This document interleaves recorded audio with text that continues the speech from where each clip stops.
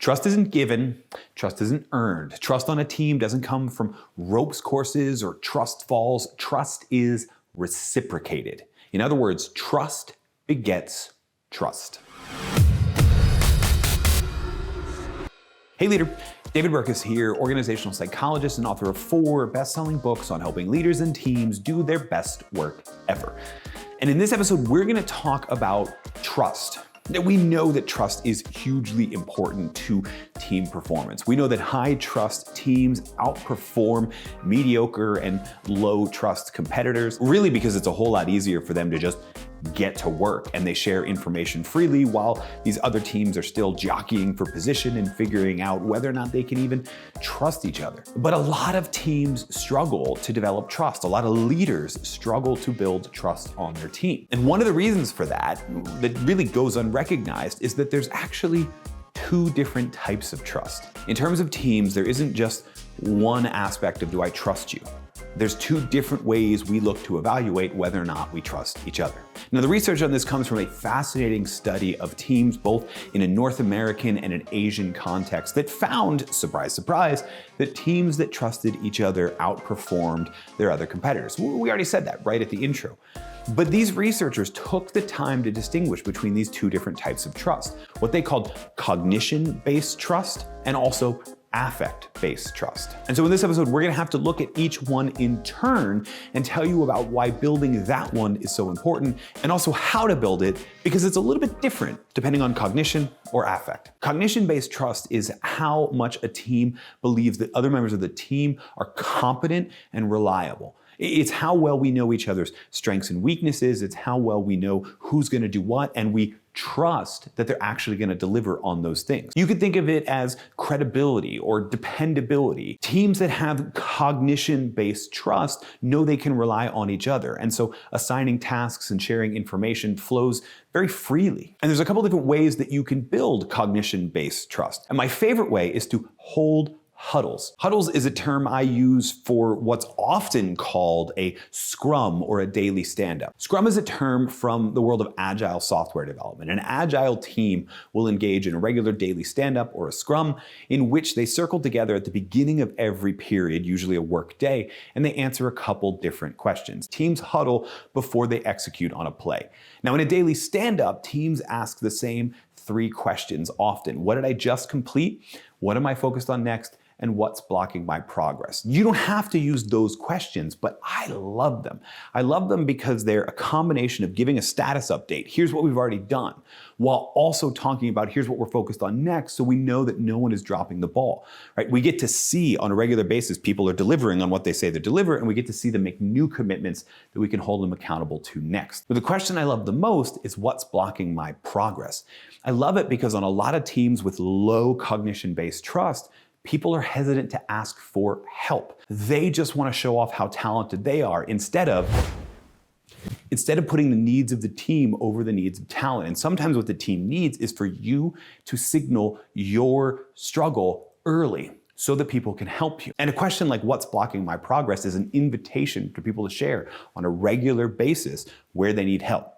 Now, you don't have to do this daily. You could pick whatever interval of time for these huddles that would work for your team. Could be weekly, could be monthly. You probably don't want to go further than monthly. And in fact, I recommend at the maximum about 2 weeks in between every single huddle. But pick it and follow a format where you're getting a combination of status update, new goals, and also where do we need help? Because that's going to help you in the other way we can build cognition-based trust. And the other way to build cognition-based trust is help time. Help time can be a formal policy or it can be a mentality on your team. But one of the things I've noted is that high trust teams make the time to help each other and also to help other teams. I've even seen companies go so far as to make help time a policy where what we want is for people to regularly spend 10% or 20% of their work week helping someone else, either by sitting in on a focus group or a meeting with another team, by training somebody at a lower level in the organization, but by finding a way to help someone who has nothing to do with what you're incentivized on or what your performance is judged on. Help time works on 2 different fronts to build cognition-based trust. I mean, the first is you're helping people, right? And in the process of helping people, the person who is being helped understands better what your strengths are, and so they grow to trust you as the helper much more often. But the helpee, is that a term? The helpee gets to develop a sense of cognition-based trust by knowing how their work fits into the larger whole, by knowing more about what's going on elsewhere in the organization. And they get to be more trusted because they're signaling, like we talked about in the first one, early and often, where they need help from other people. Now you put these two together and really something great happens. Not only do you build a sense of cognition-based trust, you get a team that's working out loud and working together. And that's great for culture, even if we ignored the cognition-based trust idea. But we're not out of the woods yet. We also want to build affect-based trust. Now, affect-based trust is how well the team genuinely cares about each other. It's how well we care about the person, not just the tasks that are getting done. It's how well we know each other's personality differences. It's how well we know each other's little quirks and idiosyncrasies. It's also how much we trust being vulnerable around that other person, because it's really hard to be vulnerable with someone who probably doesn't care about us at all. So if you build one, you get the other. And there's two ways I want to focus on in this episode to build affect-based trust on a team as well. The first is to find uncommon commonalities, or to create opportunities for members of the team to find things they have in common with each other that are uncommon to the larger team or to the whole organization. And this might seem counterintuitive at first, right? Why do I want two people finding some commonality that's not shared with the rest of the team? Don't I want the whole team to get to know each other? Sort of. I mean, one of the markers of trust on a team is how well we have friendships on a team. And you can't really have seven-way friendships. Friendships are a dyadic thing. In order to build those friendships, though, we have to know we have things in common. We have to know we share certain hobbies. We have to know we have a shared background or a shared perspective on the world.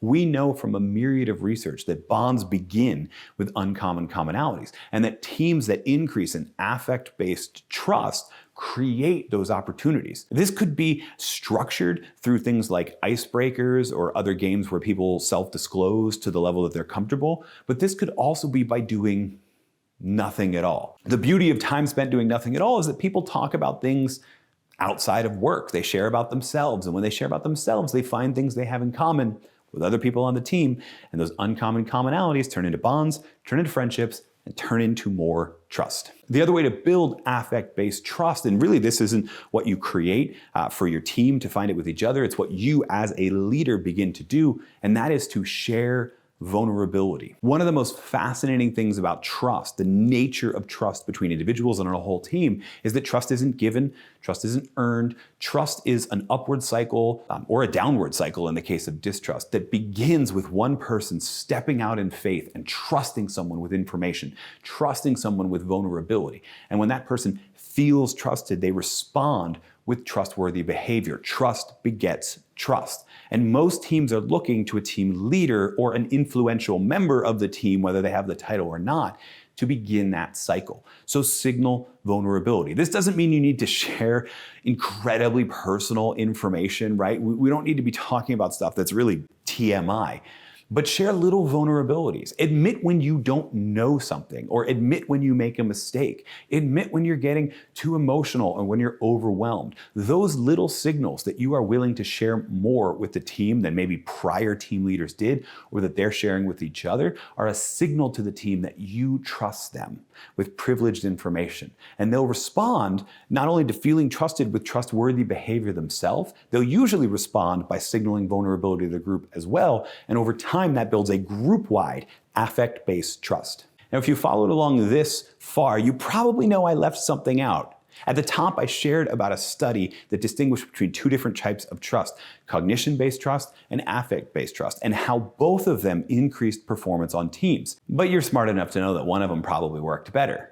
And indeed, it did. When it came to the differences between trust and no trust, any form of trust worked better. But when we're looking at high trust teams, teams that had higher levels of affect-based trust outperform teams that were only high on cognition-based trust. And I think there's an important lesson for leaders in there. It may be tempting to focus on building trust around the work that needs to be done, the tasks that need to be assigned, and build trust around dependability and reliability.